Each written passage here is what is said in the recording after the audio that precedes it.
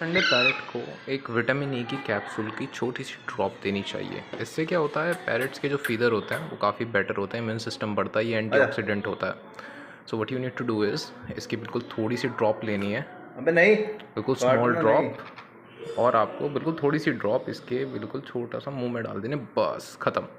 इतनी सी, और ये आपको हर संडे देनी पड़ेगी। इससे क्या होता है, इसका इम्यून सिस्टम होता है स्ट्रॉन्ग, राइट। इसे उठाना कितना बहुत है? इंपॉर्टेंट है कि आप इसे सप्लीमेंट्स देते रहें। कैप्टिविटी में पैरेट्स को हर तरह के सप्लीमेंट्स देने चाहिए, राइट।